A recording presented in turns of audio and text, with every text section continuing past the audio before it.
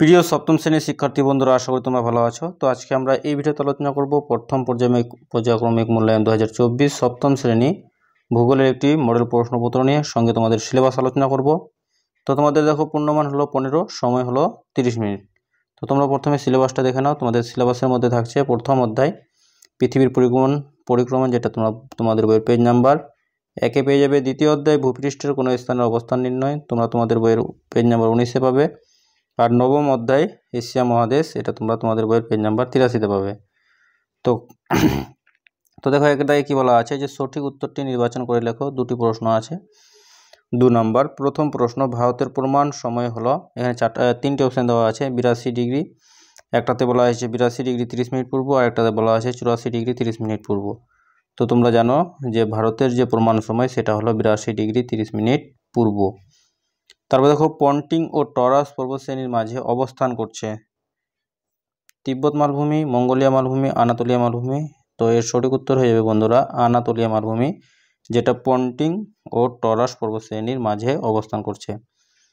তারপরে দেখো, 2-এর দাগে কি বলা আছে যে উপযুক্ত শব্দ দ্বারা শূন্যস্থান পূরণ করো। দুটি প্রশ্ন আছে। 2 নম্বর, পৃথিবীর অক্ষ তার কক্ষতলের সঙ্গে ড্যাশ কোণে অবস্থান করে।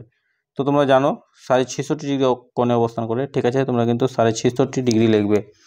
66.5 ডিগ্রি, 66 পূর্ণ 1/2 ডিগ্রি, 66.5 ডিগ্রি। তারপরে দেখো, খ নম্বর প্রশ্ন বলছে ড্যাশ শহরটি হলো চীনের বৃহত্তম শহর ও শিল্প কেন্দ্র। তো সাংহাই শহরটি হলো চীনের বৃহত্তম শহর ও শিল্প কেন্দ্র। অথবা তোমরা এখানে আরেকটি প্রশ্ন করতে পারো যে ড্যাশ বিশ্বের বৃহত্তম সামুদ্রিক তৈলখনি। তো সাফানিয়া হলো বিশ্বের বৃহত্তম সামুদ্রিক তৈলখনি। তারপরে প্রশ্ন দেখো, আমি কে তা উল্লেখ করো। দুটি প্রশ্ন আছে। প্রথম প্রশ্ন, আমি হলাম পৃথিবীর বৃহত্তম সরলবর্গীয় অরণ্য, আমি কে? তো সঠিক উত্তর হয়ে যাবে তৈগা। ঠিক আছে। তারপরে আমি সেই শহর যে জাপান সরকার কর্তৃক আদর্শ পরিবেশ বান্ধব শহরের স্বীকৃতি পেয়েছি, আমি কে? তো আমি হলাম ইয়োকোহামা। তো ইয়োকোহামা।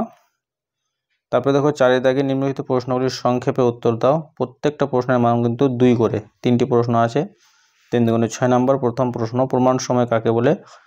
অথবা তোমরা এটাও করতে পারো যে নিশি সূর্যের দেশ বলতে কি বুঝো। তারপরে খ নম্বরে আছে যে পৃথিবীর ঋতু পরিবর্তনের 2টি কারণ নির্দেশ করো। অথবা জিপিএস বলতে কি বুঝো। এই জিপিএসটা কিন্তু খুবই ইম্পর্ট্যান্ট। ঠিক আছে, প্রায় প্রত্যেক স্কুলের জন্য জিপিএসটা কিন্তু খুবই ইম্পর্ট্যান্ট। তারপর চীনের শস্য ভাণ্ডার কাকে বলা হয় ও কেন বলা হয়? তো চীনের শস্য ভাণ্ডার কাকে বলা হয় এবং কেন বলা হয়? অথবা টোকিও শহরের 2টি সমস্যা উল্লেখ করো। তারপরে দেখো, যে কোনো একটি প্রশ্নের উত্তর দাও। ঠিক আছে। তো পৃথিবীর অপসূর অনুসূর অবস্থানের চিত্র সহ উল্লেখ করো। অথবা তোমরা এটা করতে পারো, ইয়াংসি কিয়াং অববাহিকার অর্থনৈতিক সমৃদ্ধির 3টি কারণ উল্লেখ করো। তো এই ছিল তোমাদের প্রথম পর্যায়ক্রমিক মূল্যায়ন ভূগোলের একটি মডেল প্রশ্নপত্র। তো প্রিয় শিক্ষার্থী বন্ধুরা, ভিডিওটি ছিল এই পর্যন্তই। ধন্যবাদ।